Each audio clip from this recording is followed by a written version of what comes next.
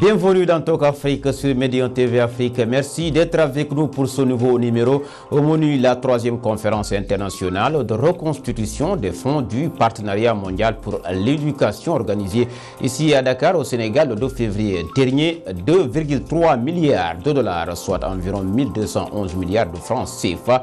C'est le montant des engagements des donateurs à l'occasion de cette rencontre qui avait comme objectif initial de mobiliser 3,1 milliards de dollars.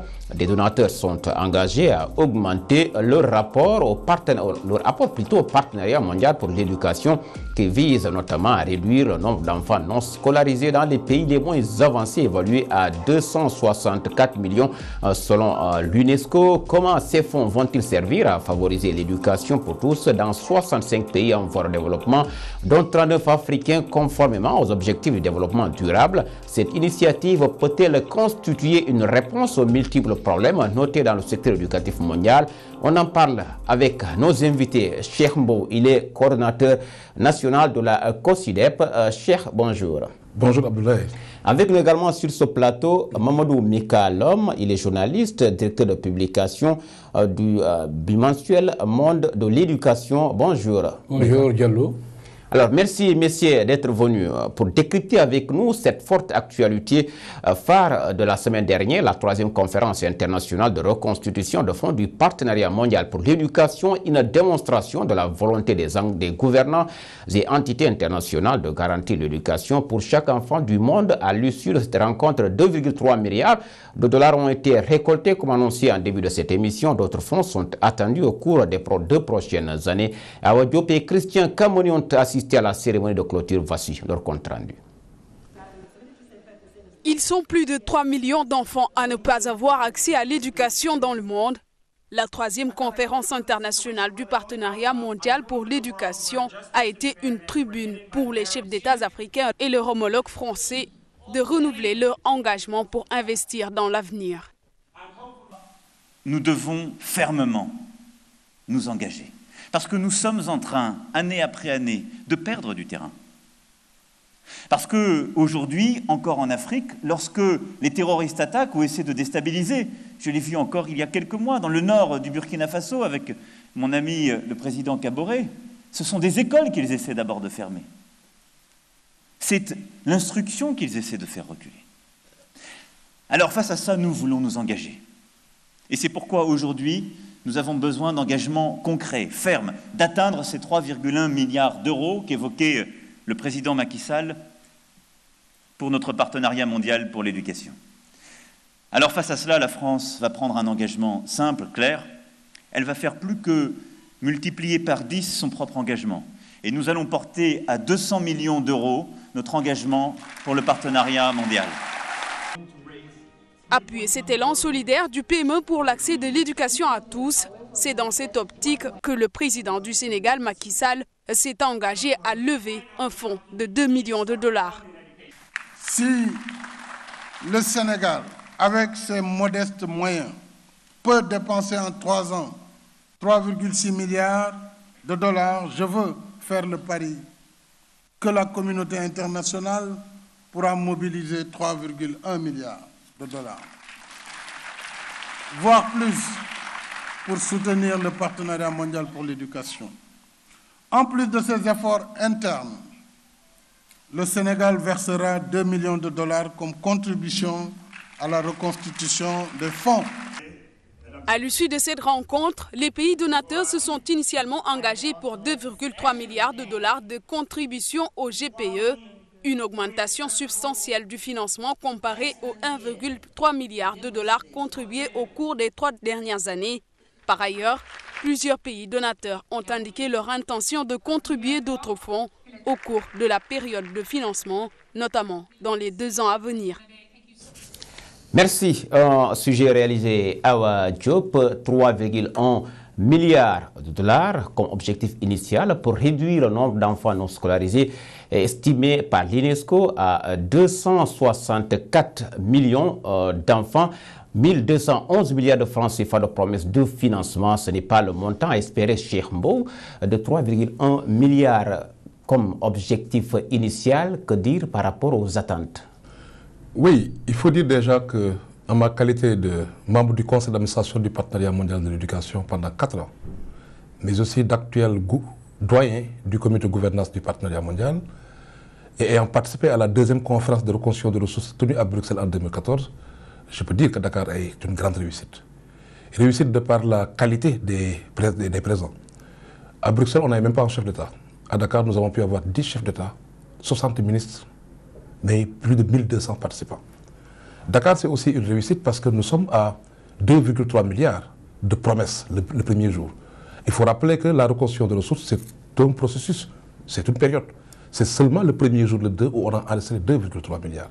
Ça veut dire que d'ici une année, nous allons évidemment nous rapprocher plus de cet objectif-là. De ce point de vue-là, c'est une réussite. Il faut aussi souligner que la reconstruction de ressources ne cible pas seulement l'Afrique. C'est les pays en développement. J'ai vu, vous avez mis éducation en Afrique, mais la reconstruction de ressources cible les pays en développement. Afrique, Asie, Amérique latine, Europe de l'Est, qui tous en bénéficient. Voilà ce qui fait qu'aujourd'hui, nous constatons évidemment que nous avons gagné le pari de l'organisation, parce que pour la première fois, un pays en développement a pu abriter cette grande conférence de reconstruction des ressources après Copenhague et après Bruxelles.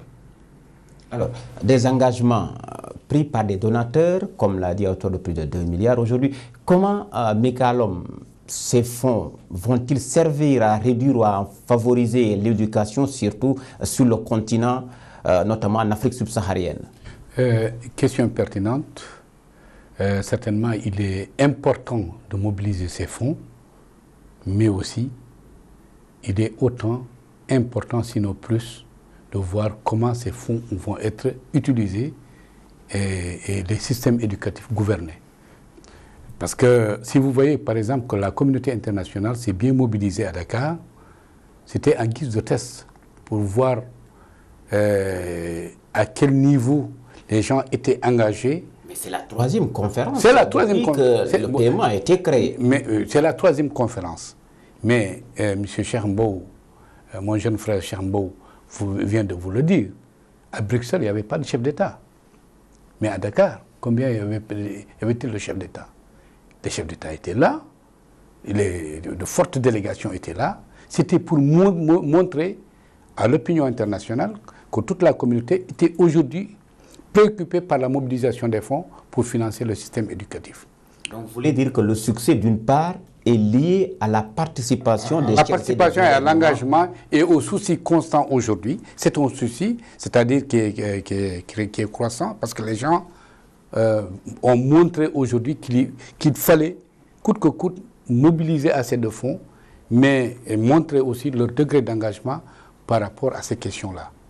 Parce que l'éducation est devenue aujourd'hui une question de vie et de mort. Et vous venez de suivre M. Macron, qui disait que oui, il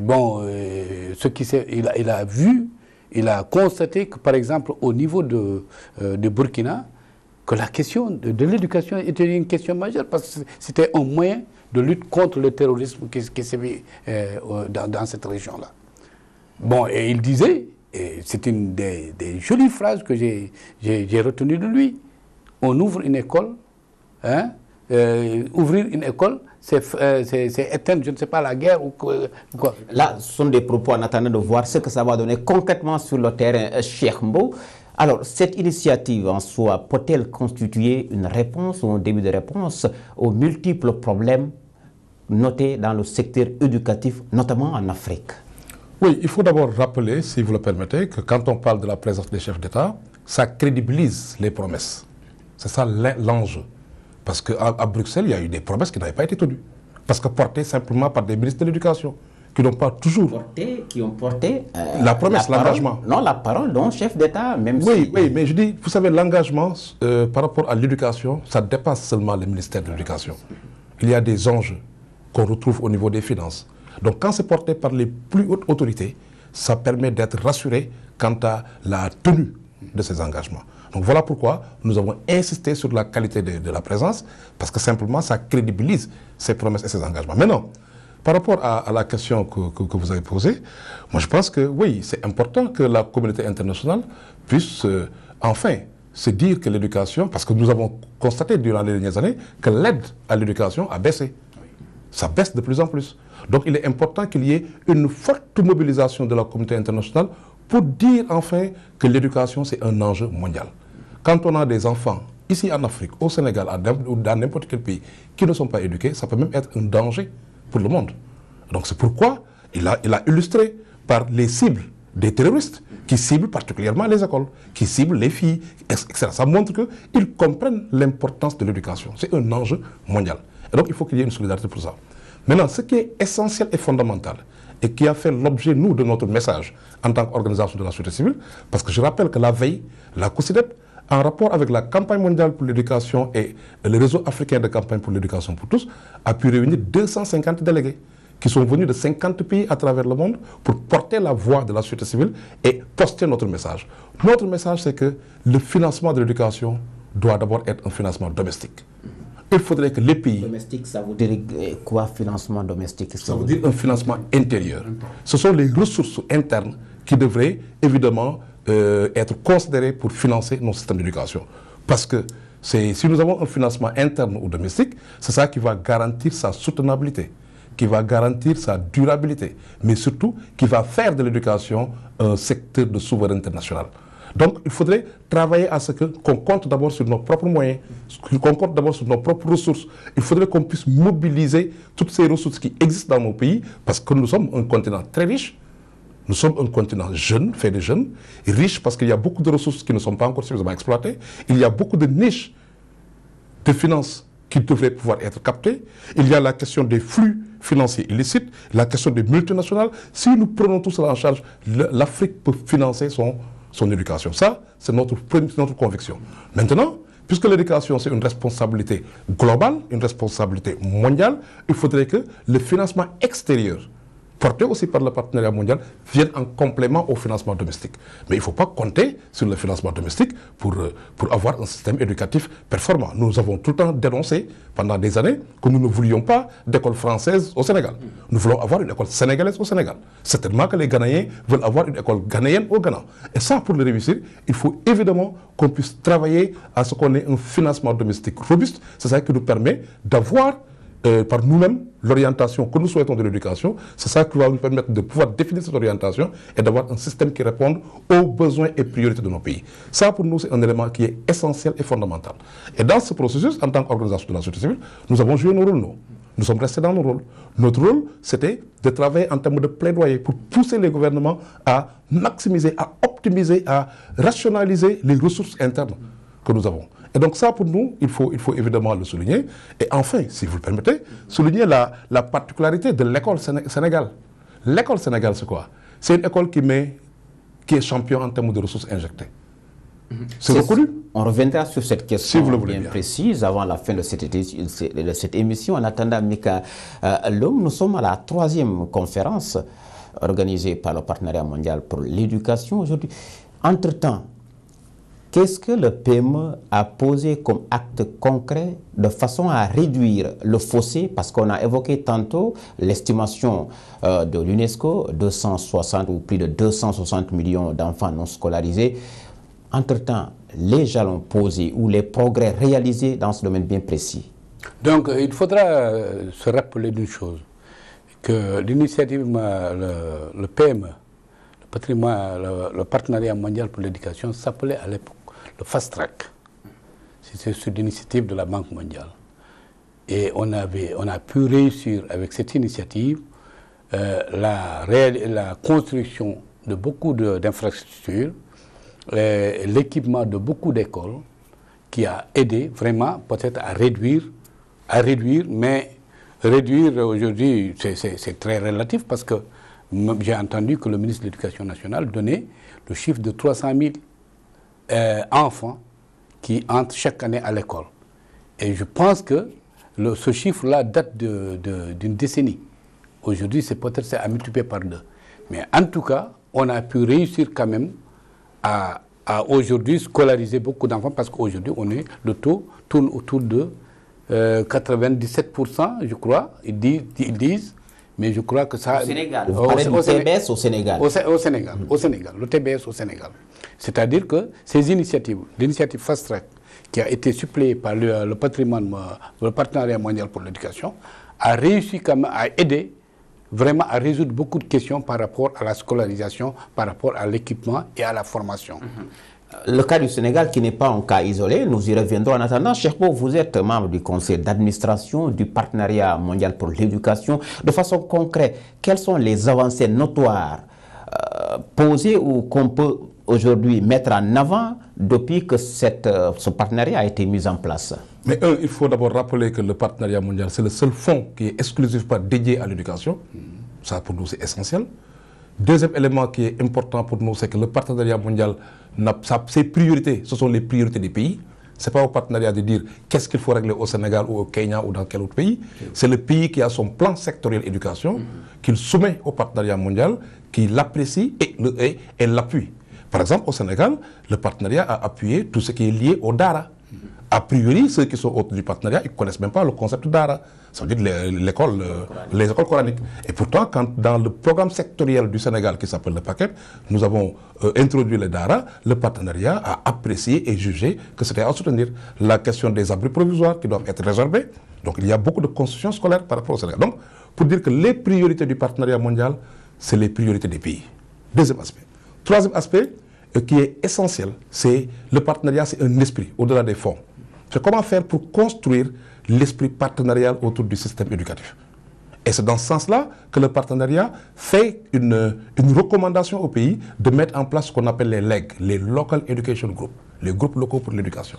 Si un pays n'a pas de LEG, ce pays-là n'est pas crédible face au partenariat mondial. Donc comment faire pour qu'autour d'une même table, on ait le gouvernement, les syndicats d'enseignants, la société civile, le secteur privé, les partenaires techniques et financiers, pour discuter des enjeux et s'accorder sur des consensus. Ça, c'est un esprit. Et voilà moi ce que j'ai appris quand je suis dans le partenariat mondial, c'est seulement 19 sièges. Mais vous avez toutes les voix qui comptent et toutes les voix qui s'expriment. Nous sommes des voix communautaires, nous sommes sur le terrain en tant qu'organisation supposée être plus proche des communautés. Il y a les voix de ceux-là qui ont la légitimité de conduire, c'est le gouvernement, etc. Donc il y a plusieurs sièges, 19 sièges qui sont autour de ça. Donc voilà comment on travaille au niveau du partenariat mondial. C'est d'abord un esprit. C'est dire enfin qu'aucun d'entre nous ne peut y arriver seul. Le gouvernement, quels que soient ses moyens, quelles que soient ses ressources, quelle que soit son expertise, ne peut pas y arriver sans les parents. Les parents ne peuvent pas y arriver sans la société civile, qui ne peuvent pas y arriver sans les partenaires techniques et financiers. Donc apprendre à travailler ensemble, ça c'est le premier gain du partenariat mondial pour l'éducation. Maintenant, en plus de ça, évidemment, il y a des dons qui sont faits au pays, mais sur la base pas des convictions du partenariat, mais plutôt des priorités exprimées par les pays qui sont soutenues par le partenariat. Je rappelle que pour le Sénégal, par exemple, le Sénégal a bénéficié de 77 milliards des fonds du partenariat mondial pour l'éducation. Sur quelle période? Ils en ont briefé déjà à 2 temps. Déjà du temps de Khalidou Diallo, nous avons pu... Sous le régime libéral? Sous le régime libéral, parce que le Sénégal a rejoint le partenariat mondial en 2006. En 2006, et donc on a pu bénéficier d'une première subvention. Et récemment, en 2013-2014, nous avons aussi pu, avec le régime de Macky Sall, bénéficier de notre don. Actuellement, on est en train de soumissionner pour ce qu'on appelle des fonds à effet multiplicateur, pour lesquels le Sénégal pourrait aussi bénéficier. Donc, l'esprit c'est quoi? C'est d'être dans cette approche partenariale où toutes les voix sont entendues, écoutées, où chacun respecte l'autre, où on est d'égale dignité, où on construit ensemble, on capte les fonds ensemble. Mais l'esprit aussi, c'est que le partenariat doit soutenir les priorités des pays. Donc c'est au pays de discuter, de s'accorder sur les priorités, de le mettre dans le plan sectoriel pays, le PSE. Et c'est ça qui permet évidemment d'avoir un don, de bénéficier d'un don du partenariat mondial pour l'éducation. Je crois que c'est une excellente machine, mais une machine, je ne cesse de le répéter, qui doit venir en complément aux efforts domestiques. Alors, Mikalom, le Sénégal qui a donc bénéficié d'une subvention de plus de 70 millions, comme l'a rappelé tout à l'heure, milliards plutôt, excusez-moi, comme l'a rappelé tout à l'heure Mikalom. Aujourd'hui, pourtant, le Sénégal, à l'occasion de cette rencontre qu'il a abritée, s'est révélé être le premier bailleur africain, donateur aujourd'hui. Malgré cette position, le système éducatif sénégalais est encore dans des eaux troubles. Certainement, Cheikh Mbow reviendra sur les priorités aujourd'hui de l'État du Sénégal. Qu'est-ce qui explique, selon vous, cette situation dans le système éducatif, situation à laquelle nous sommes en train d'assister depuis pratiquement quelques années? Oui, mais c'est évident. C'est ce que je disais tantôt. Je disais que le ministre a annoncé 300 000. C'est que aujourd'hui, on est bien conscient que d'année en année, l'offre éducative augmente. Est-ce une raison suffisante pour expliquer ce à quoi nous sommes en train d'assister? Mais non, c'est-à-dire que c'est un concours de deux faits. C'est-à-dire qu'il y a la raréfaction des ressources, hein, avec le déficit qui est lié à quoi? Qui est lié à la forte demande, par exemple, des acteurs du système éducatif. Il y a les enseignants. Hein? C'est le premier entrant, comme on dit, le premier entrant de la qualité pour le système éducatif. Hein? Il y a les infrastructures qu'il faut construire, qu'il faut équiper, mais aussi il y a les élèves qu'il faut enrôler. Donc, le déficit est lié à ce truc-là. Mais chaque année, depuis une vingtaine d'années, tu as au moins 300 à 500 000 gosses qu'il faut enrôler. Donc, c'est une demande forte, alors qu'on n'a pas les ressources nécessaires. Bon, tantôt, Cheikh Mbow le disait, qu'à un moment donné, on avait senti que les bailleurs avaient diminué leur apport au financement des secteurs éducatifs. Mais aujourd'hui, d'ailleurs, c'est... Parce qu'il a dit, il ne faut pas toujours attendre. Et d'ailleurs, c'est la rengaine des autorités qui disent que l'essentiel de nos ressources aujourd'hui qui sont allouées au système éducatif est orienté vers le paiement des salaires. Donc, il y a d'autres choses qui sont là, qui doivent être priorisées. C'est-à-dire l'équipement, la construction et la formation des enseignants. Mais on n'a pas assez de ressources. C'est pourquoi il y a ces troubles. Il y a la conjugation de ces facteurs-là qui est là, qui est en explosif, qui est là, qui contribue vraiment à perturber le déroulement du système éducatif. Cheikh Mbow, ce qui impacte l'environnement et ce qu'il a cité, énuméré tantôt, qui impacte sur la qualité même de l'enseignement. Aujourd'hui, plus précisément au Sénégal, qui a abrité cette rencontre, prétexte pour parler de ce pays d'Afrique de l'Ouest. Aujourd'hui, comment appréciez-vous cette situation notée dans le monde éducatif au Sénégal? Oui, je crois que le doyen Michael a dit, il y a la question liée à la croissance démographique qui s'invite à ce débat. Mais justement, ça devrait nous permettre d'améliorer notre système de données. Nous devons avoir des données. Et c'est dans ce sens-là que le travail qu'il abat est important. Parce que nous devons disposer de données pour planifier justement l'éducation et le développement de manière générale. Mais tant que nous ne disposons pas de données pour savoir combien nous serons dans quelle période, de combien d'enseignants aurons-nous besoin, de combien d'écoles, etc., si nous ne planifions pas ça, nous allons faire dans dans la quotidienneté. Et ça, c'est de l'État, la planification. Ça, c'est le rôle de l'État. Donc, il y a des situations. Vous prenez par exemple la question des abris provisoires, des abris dits provisoires qui finalement sont devenus définitifs. Ça veut dire qu'il y a un manque de rigueur dans la planification. Parce qu'autrement, on n'en nous parlerait pas pendant 20 ans. Par exemple. Donc, de la même façon que nous devons prévenir, prévoir, planifier le déficit en enseignants. Vous prenez le cas du Sénégal. Le Sénégal est champion en termes de ressources injectées. Tout le monde le sait. Nous faisons même plus que les pays européens. Vous allez en France, ils sont autour de 15% de notre budget qui soit alloué à l'éducation. Nous, on est même s'il y a des controverses, on a dépassé les 20%. Donc nous sommes champions. On est à 25. C'est ça les chiffres officiels. Mais nous, par exemple, dans la société civile, on est en train de construire des données sur la base donc, du budget qui est alloué, mais nous pensons qu'on ne sera pas à 25%. Ça, c'est bon, mais ça, dans tous les cas, l'idée ici, c'est que le Sénégal, en termes d'efforts financiers, est champion. Même s'il y a des controverses autour des données. Si certains trouvent 19 ou 21%, nous avons dépassé au moins les 20%. Ça, c'est le premier constat. Mais nous sommes parmi les pays les plus inefficients. En termes de résultats scolaires, tu es à 30-40% pour tout examen. L'explication ça ne se justifie pas. Ça veut dire qu'en termes d'efficience, en termes de qualité, en termes d'amélioration des performances, en termes d'orientation du budget, pour que ça puisse permettre aux enfants de pouvoir avoir des performances scolaires, en termes d'orientation et de guidance scolaire, pour que les enfants puissent être dans les lieux où leurs compétences sont plus valorisées, parce qu'aucun enfant est nul. Nous devons faire des efforts. Donc, il y a un problème d'inefficience de notre système éducatif, 30-40%. Sur 10 élèves, tu as 6 ou 7 qui sont dits nuls, ou qui échouent, ou qu'on renvoie. Ça, c'est un problème. Vous mettez le plus de ressources, et pourtant, vous avez 1 500 000 enfants qui sont hors école. qui ne sont dans aucune offre éducative. Vous êtes champion en termes d'éducation et pourtant, vous avez des déficits en personnel enseignant. L'année dernière, il y a eu des classes qui avaient été fermées par faute d'enseignants.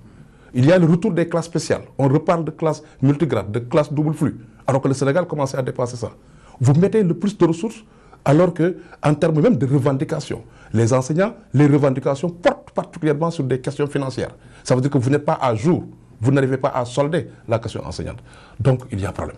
Nous considérons qu'il y a problème. Il faudrait qu'on puisse nous intéresser à l'optimisation des ressources, à leur rationalisation, à leur orientation, faire en sorte que les ressources puissent impacter dans le cartable de l'apprenant. Il faudrait faire en sorte que cette décentralisation dont on parle, qu'en termes de financement, qu'on puisse le ressentir. Il faudrait qu'on ait un budget qui réponde aux priorités, aux besoins des communautés. Un budget doit résoudre des besoins. Mais quand on a un budget qui n'arrive pas à résoudre nos besoins, ça veut dire que tout le monde puisse bénéficier du droit à l'éducation, ça veut dire que tout le monde puisse qu'on ait des classes à suffisance, il y a un problème. Maintenant, on peut avoir ce problème aujourd'hui, mais ce qui n'est pas acceptable, c'est qu'on ne puisse pas, en termes de planification, savoir quand est-ce que nous allons dépasser la situation. On aura l'occasion d'y revenir beaucoup plus amplement dans un autre cadre, juste pour dire que c'est la fin de cette émission Talk Afrique qui avait le plaisir de recevoir Mamadou Mekalom, journaliste et directeur de publication de Monde de l'éducation. Avec nous également sur ce plateau, Cheikh Mbow, il est membre du conseil d'administration du Partenariat mondial pour l'éducation et coordinateur national de la COSIDEP. Merci également à vous d'avoir été notre grand merci aux équipes techniques et rédactionnelles. Vous pouvez retrouver cette émission sur le site internet de Médion TV Afrique. Merci à vous de nous avoir suivis. Le rendez-vous est pris pour le prochain numéro.